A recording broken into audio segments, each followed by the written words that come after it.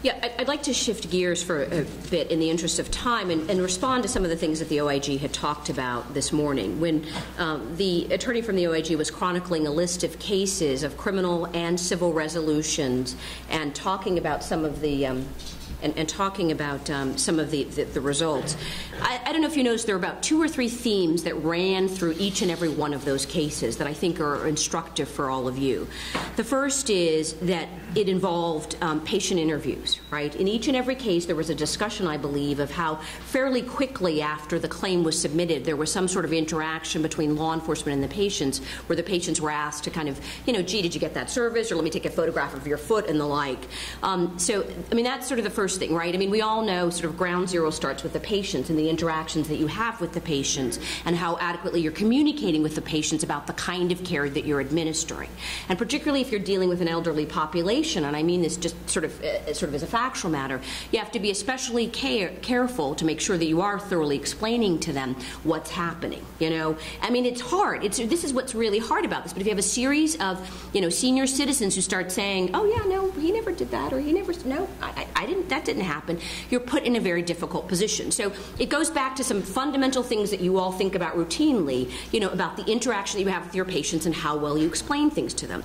The second theme running through it relates to the data or the documents. And if I can separate that into 2 different things.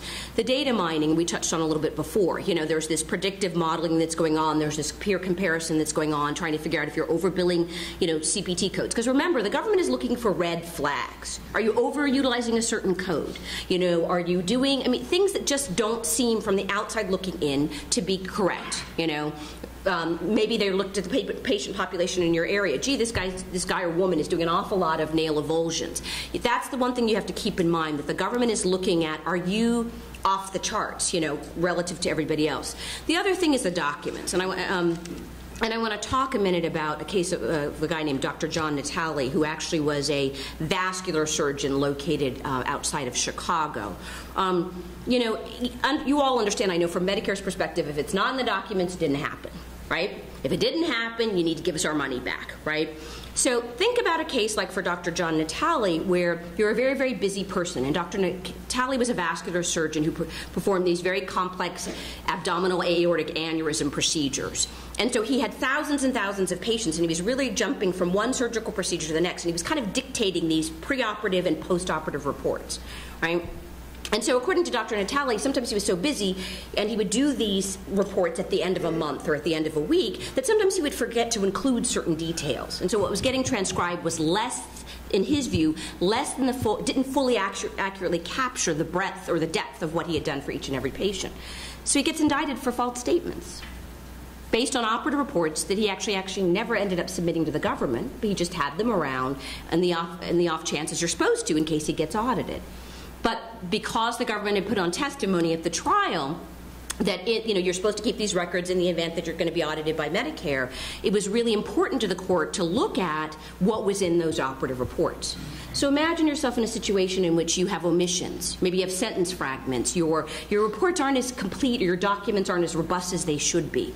You need to be careful about that. And I think one of the slides they put up was about somebody who, there was a highlight in yellow versus what was there initially, right? In that particular case, according to the government, that was fraud. X happened and then somebody inserted and put Y in later on to make it look as if they had done it from the very beginning. My only point from this takeaway is, again, the themes. Talk to your patients and what's in your documents.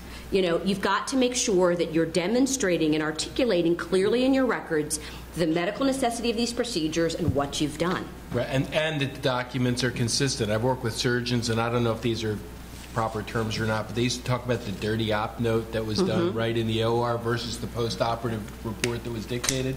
And sometimes they weren't exactly as consistent as maybe they should be, especially depending on who is in the operative room doing one thing versus another. So make sure you understand that they're going to look for consistency.